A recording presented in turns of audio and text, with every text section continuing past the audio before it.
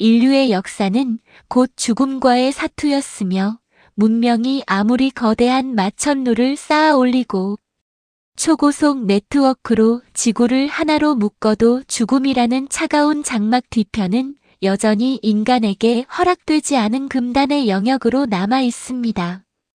그러나 의학적으로 심장이 멈추고 뇌파가 소실되어 공식적인 사망이 선고된 바로 그 절망의 순간에 장막을 걷어내고 저승의 문턱을 밟았다가 기적처럼 생의 품으로 돌아온 이들이 존재합니다. 우리는 이 경이로운 귀환을 임사체험이라 부릅니다. 이것은 단순히 특정 종교의 신비주의나 개인의 착각으로 치부하기에는 너무나 구체적이고 일관된 인류 공통의 보고입니다. 이제 국내외의 경이로운 사례들과 할리우드 스타들의 고백, 그리고 현대과학과 영성이 치열하게 교차하는 지점의 이야기들을 통해 죽음 너머의 진실을 향한 장엄한 여정을 시작해 보겠습니다. 1995년 6월 평생을 우리 전통문화를 지키는데 헌신해 온 무형문화재. 이인호 씨의 심장이 갑작스럽게 멈춰 섰습니다. 응급실에 분주한 소음이 잦아들고 12시간에 걸친 처절한 사투 끝에 의료진은 마침내 차가운 사망 진단을 내렸습니다. 육 씨는 이미 온기를 잃고 영안실로 향할 준비를 마쳤지만 그 시간 이인호 씨의 의식은 이승의 물리 법칙이 통하지 않는 전혀 다른 차원의 풍경 속에 머물고 있었습니다. 그는 눈부시게 화사하고 투명한 강둑을 걷고 있었습니다. 좌우로는 이 세상의 색채로는 결코 표현할 수 없는 기묘하고 영롱한 꽃들이 만발해 있었고 강 건너편 안개 너머에서는 그리운 옛 얼굴들이 빨리 오라며 다정하고 따뜻하게 손짓하고 있었습니다. 그가 그 평온한 유혹에 이끌려 마침내 강물에 발을 담그려던 찰나 뒤에서 누군가 거칠게 그의 엉덩이를 걷어찼습니다. 이놈아, 벌써 오면 어떡해. 얼른 돌아가. 그 호통과 함께 이인호 씨는 뒤로 나동그라졌고 그 순간 현실의 병실에서는 믿기지 않는 기적이 일어났습니다. 가족들의 오열 섞인 간청에 의사가 마지막으로 시도한 전기 충격이 이미 식어버린 그의 심장을 다시 고동치게 한 것입니다. 12시간 동안 산소 공급이 완전히 끊겼던 뇌는 아무런 장애 없이 깨어났고 그는 자신이 겪은 저승에서의 발길질을 증언하며 현대의학이 설정한 생과 사의 경계선을 단숨에 무너뜨렸습니다. 이러한 신비로운 경험을 단순히 종교적 환각이나 뇌의 마지막 발악으로 치부하던 과학계의 가장 강력하고 지적인 충격을 던진 인물은 하버드 출신의 세계적인 신경외과 의사 에벤 알렉산더입니다. 그는 뇌의 구조와 신경 전달 체계를 누구보다 잘 아는 철저한 유물론자이자 냉철한 과학자였습니다. 그러나 2008년 인간의 뇌를 갉아먹는 희귀 뇌수막염으로 인해 그의 뇌심피질 기능이 완전히 정지된 채 7일간 깊은 혼수 상태에 빠지면서 그의 세계관은 뿌리째 흔들렸습니다. 의학적으로 그의 뇌는 꺼진 컴퓨터와 다름없었지만 그는 그 정지된 시간 속에서 폭포수 같은 천상의 선율과 나비, 날개 같은 빛의 형체들이 가득한 고차원의 세계를 여행했습니다. 그곳에서 그는 절대적인 존재로부터 인간의 언어를 초월한 본질적인 메시지를 받았습니다. 너는 무조건적인 사랑을 받고 있으며 결코 두려워할 것이 없다. 생존 확률 3% 미만의 절망적인 상태에서 기적적으로 살아 돌아온 그는 자신의 모든 명성을 걸고 저서 나는 천국을 보았다를 집필했습니다. 그는 이 책을 통해 의식은 뇌의 부속물이 아니라 오히려 뇌가 멈췄을 때 비로소 우주적 의식으로 확장되는 독립적이고 영원한 실체라는 혁명적인 선언을 하기에 이르렀습니다. 죽음의 문턱에서 돌아온 이들 중에는 우리에게 익숙한 할리우드의 전설적인 스타들도 많습니다. 영화 원초적 본능의 아이콘 샤론 스톤은 2001년 뇌동맥류 파열로 생사의 갈림길에 섰을 때의 경험을 털어놓으며 세상을 놀라게 했습니다. 그녀는 갑자기 거대한 빛의 소용돌이 속으로 빨려 들어가는 강렬한 감각을 느꼈고 그 빛의 터널 끝에서 먼저 세상을 떠난 친구들과 조우했습니다. 그녀는 당시의 경험을 믿을 수 없을 만큼 평화롭고 아름다운 이동이었다고 회고하며 그 이후로 삶에 대한 강박이나 죽음에 대한 공포가 완전히 사라졌다고 고백했습니다. 또한 전설적인 미모의 여배우 엘리자베스 테일러 역시 수술 도중 심장이 멈췄던 순간의 임사체험을 공개했습니다. 그녀는 어두운 터널 끝에서 불의의 사고로 먼저 떠난 전남편 마이클 토드를 만났다고 했습니다.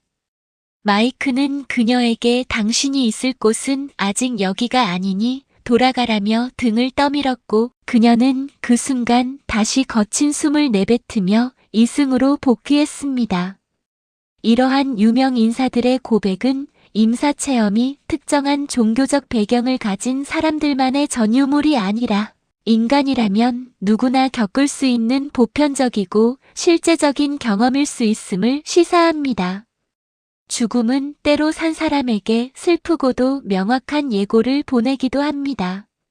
5살 어린 아들 세훈이를 불의의 추락사고로 잃은 윤영식 씨는 사고 전날 밤의 기이한 기억을 평생 가슴에 새기고 있습니다. 평소 겁이 많아 베란다 근처에는 얼씬도 하지 않던 세훈이가 갑자기 귀신이 무섭다며 아빠의 품으로 파고들었습니다. 아이는 마치 자신의 다가올 운명을 직감한 듯 그날따라 아빠와 한시도 떨어지지 않으려 애를 썼습니다. 사고 이후 아빠의 간절한 그리움 속에 시도된 영적 소통 과정에서 아이는 아빠만 아는 사적인 버릇과 좋아하던 간식을 그대로 언급하며 자신이 저승의 문턱에서도 아빠를 지켜보고 있었음을 암시했습니다. 한편 인도 출신의 여성 아니타 무르자니는 암세포가 전신에 전이되어 모든 장기가 기능을 멈춘 임종 직전의 순간에 경이로운 유체 이탈을 경험했습니다. 그녀는 병실 천장에서 자신의 육체를 내려다보며 아버지의 영혼을 만났고 자신이 왜 병에 걸렸는지와 삶의 본질이 결국 자기 자신을 사랑하는 것임을 깨달았습니다. 다시 삶을 선택해 깨어난 그녀는 단 며칠 만에 온몸의 암세포가 기적처럼 사라지는 현상을 겪으며 인간의 마음과 영혼이 육체의 생물학적 한계를 초월할 수 있다는 사실을 전 세계 의료진에게 증명해 보였습니다. 현대의학계는 여전히 이러한 임사체험을 생리적 현상으로 설명하고자 노력합니다. 뇌의 산소 공급이 중단될 때 발생하는 저산소증 혹은 극심한 고통 속에서 뇌가 분비하는 천연 마약 성분인 엔도르핀과 케타민이 몽환적인 환각을 유도한다는 논리입니다. 특히 뇌의 특정 부위인 측두엽이 자극될 때 환시나 유체 이탈 현상이 인위적으로 재현될 수 있다는 실험 결과는 이러한 주장을 뒷받침합니다. 그러나 네덜란드의 권위 있는 심장 전문의 핀반 롬멜은 이를 정면으로 반박하는 연구 결과를 내놓았습니다. 만약 산소 부족이나 약물이 원인이라면 왜 모든 사망자가 같은 체험을 하지 않는지, 그리고 뇌파가 완전히 소실되어 어떠한 전기적 신호도 잡히지 않는 플랫9 상태에서 어떻게 그토록 선명하고 논리적인 고해상도의 기억이 형성될 수 있는지를 과학은 아직 설명하지 못합니다. 임사 체험자들은 하나같이 그 경험이 꿈보다 더 생생하고 일상보다 더 현실적이었다고 입을 모읍니다.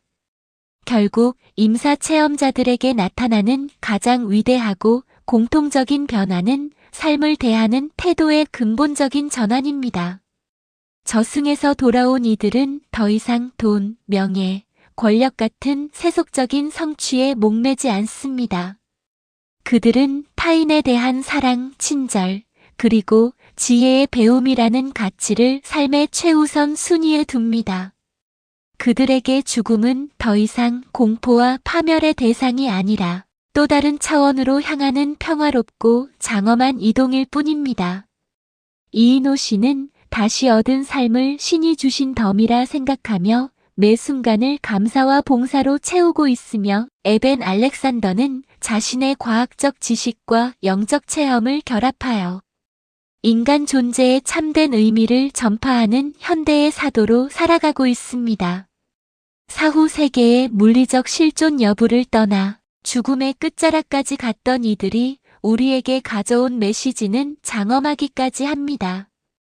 우리는 육신을 가진 인간의 경험을 하는 영적인 존재이며, 우리가 이 생의 마지막 문을 넘을 때 유일하게 가져갈 수 있는 자산은 우리가 세상에 베푼 사랑뿐이라는 사실입니다. 알 수 없는 죽음 이후를 두려워하며 오늘을 낭비하기보다 지금 내 곁에 있는 사람들의 손을 한 번 더 잡고 현재의 삶을 아름다운 빛으로 채워나가는 것. 그것이야말로 우리 모두가 언젠가 맞이할 그 장엄한 순간을 가장 고귀하게 준비하는 길입니다. 멈춰버린 심장 위로 다시 흐르기 시작한 그들의 뜨거운 생명력은 지금 우리 곁에 숨쉬는 평범한 일상이 사실은 얼마나 경이롭고 눈부신 기적인지를 다시금 일깨워주고 있습니다.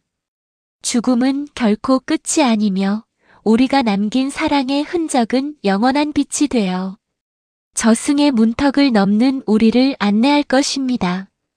언젠가 우리 모두는 그 빛의 터널 앞에 서게 될 것입니다.